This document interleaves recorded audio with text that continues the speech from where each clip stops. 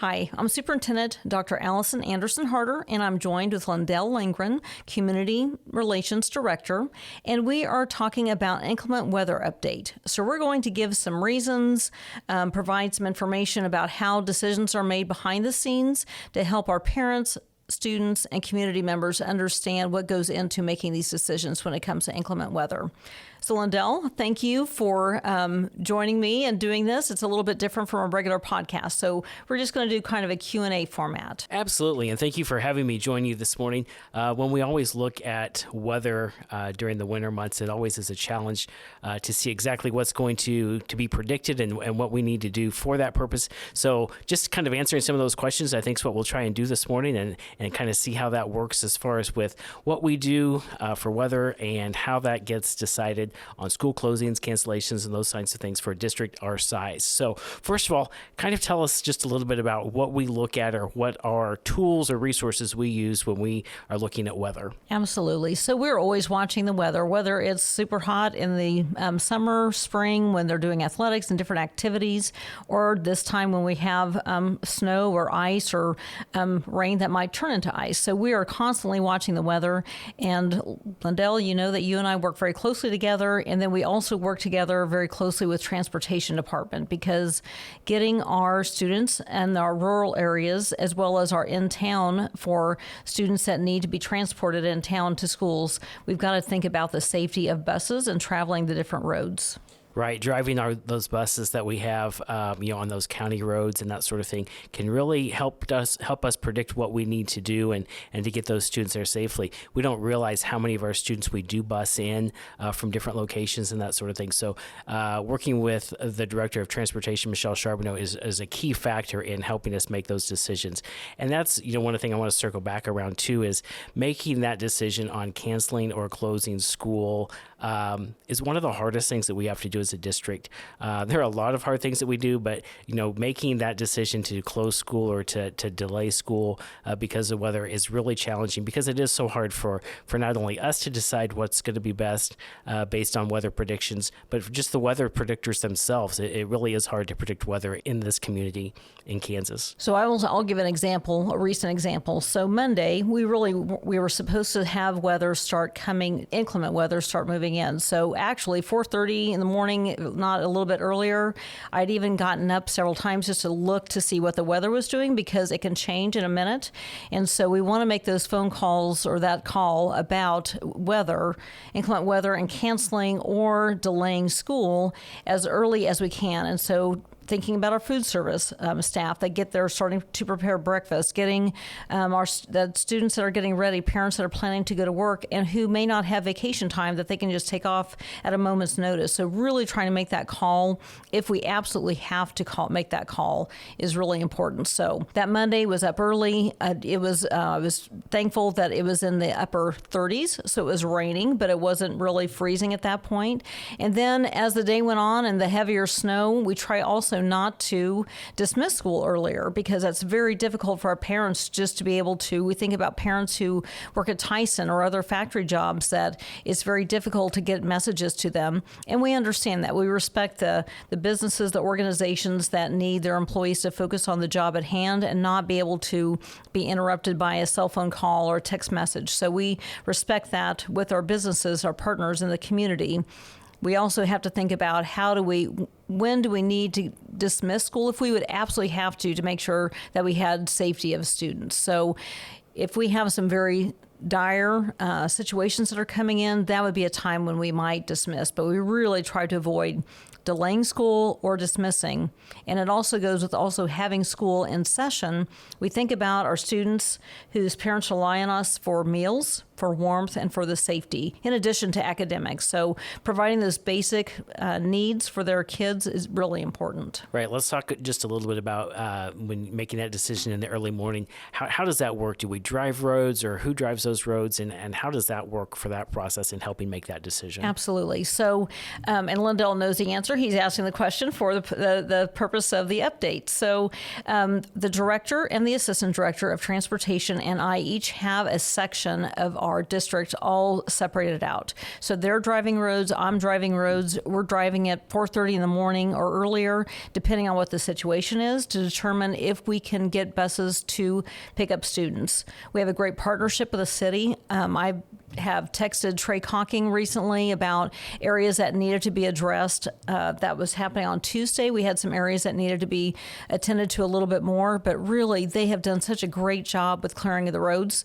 They looked really, really good this morning. Yeah, absolutely. They were in good shape considering all of the snow and the weather that we'd had the last 48 hours. So next, you might just talk a little bit about the district's ability to clear parking lots and those kind of things as well, of how they help us get things ready and so that we can determine whether, it's safe for our students and staff to come to classes. Right. So while the city is working on our city streets and the county is working on the county roads, we have our district staff that are clearing parking lots.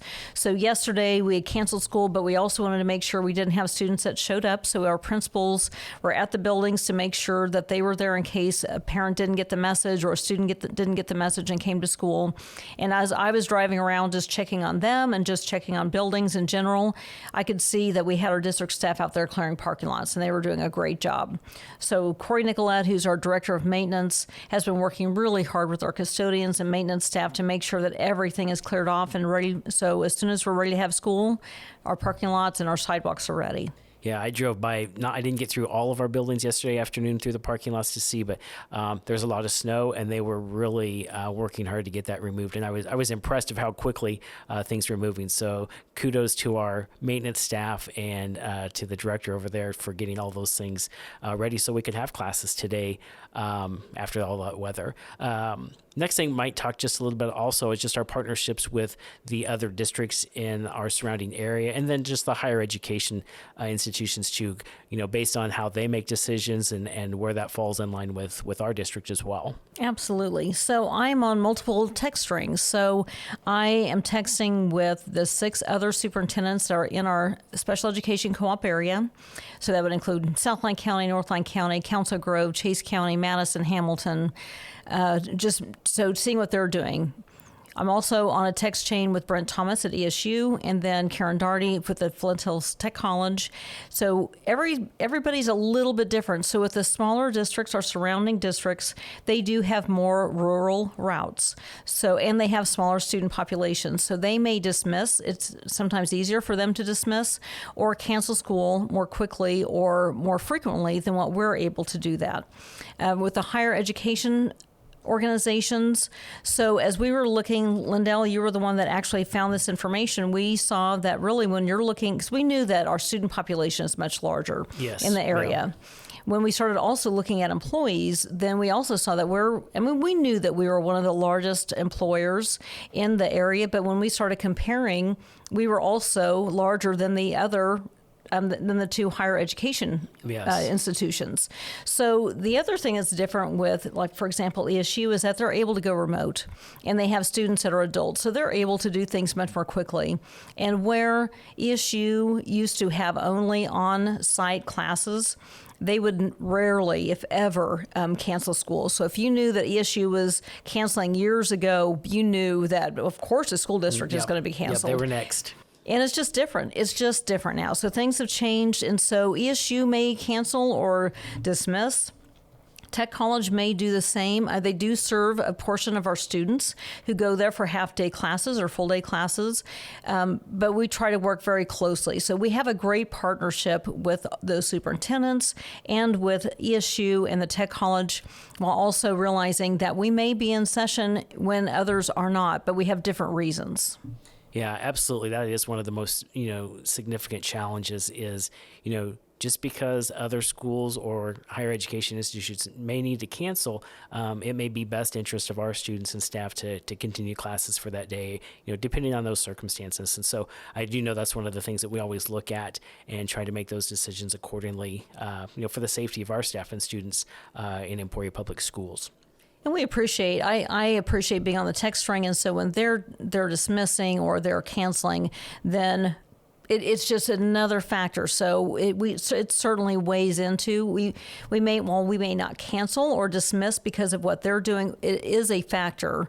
So that's a factor in addition to the National Weather Service information, transportation when we're driving, the wind chill factor. All of those play a piece into the final decision.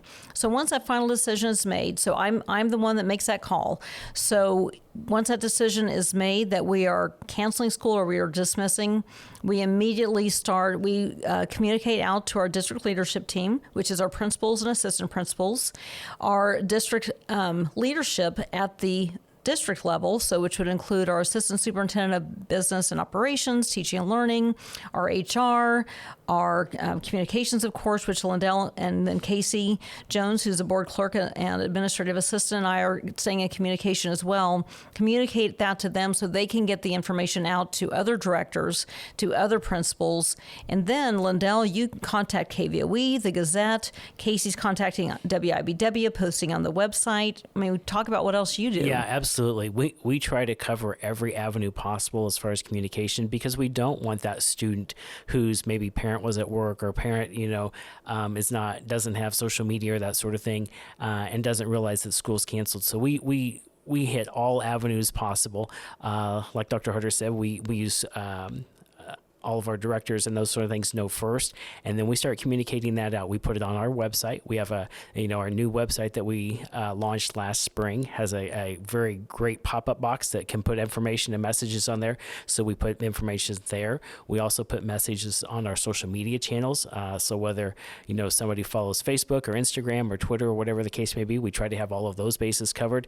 And then we use School Messenger to call all of our students and text all of our students as well. And of course that goes in both languages. It goes in English and Spanish, depending on what families have elected to use as their main source or their main language when they enrolled. So we have those channels as well. And then we also, we have great partnership with the Gazette and KVOE. And so I have a text chain that works with those local media entities, and so they help us out greatly because they can put that information out quickly as well. And so that's just another way that we share that information. And then we put it on our local our local TV channels as well. WIBW is the main one that we use out of Topeka, so that if you're watching that, you can see that crawl along the bottom of the screen that the district is closed or delayed or whatever the case may be. So lots of different opportunities, and we also take this opportunity as well to, if somebody didn't get a message or somebody didn't see that one of those channels, make sure that you're getting our messages through the phone and text, and you can contact the district office, or you can contact your student's school to make sure that you're on the appropriate channels so that we get that message to you as well. So we definitely encourage families to make sure that they're getting those messages, because they are important, especially if it's early in the morning that we need to make that decision. So I would say, as far as on the timing of the decision, so I want everyone to know that I want to make that decision the night before is always ideal. If we could do it in the afternoon, the earlier the better for that next day. The other thing to take into consideration is that weather can miss us. And so there have been times when that call isn't made until, 5 a.m. the next morning, which I know is difficult. So I think about being a staff member in a building and waiting to hear whether we had, now, in those old days, we had calling trees. So that would be when people would actually call on telephones. And so we were limited text.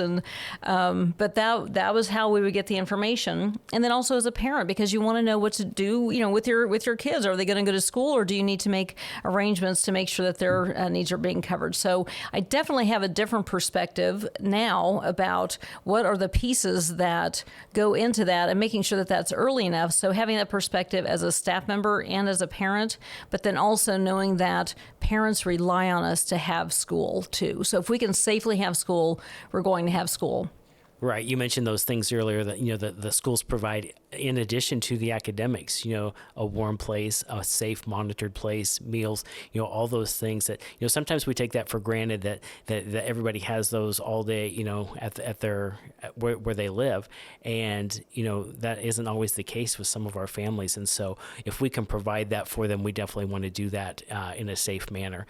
Might have you also just talk a little bit about, we've had conversations on, even if we decide to have school or we don't cancel or delay, just what the options are for parents if they choose not to send their student that day when we don't have a cancellation. Yeah, absolutely. Parents, they are the guardians of their children. And so if they do not feel comfortable sending their child because of the weather, or they don't want their child driving as a high school student, they certainly can drive their child to school, or they can excuse that child.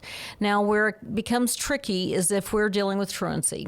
So we do have some situations where, number one, safety first. And so we will address that later but if parents do not feel comfortable, they absolutely have the right to excuse their child from school. I would also like to just do some comparisons too about some other communities. For example, like Lawrence canceled school. They are, other than being an hour away, and sometimes even 30 minutes away, it's amazing how different the weather can be.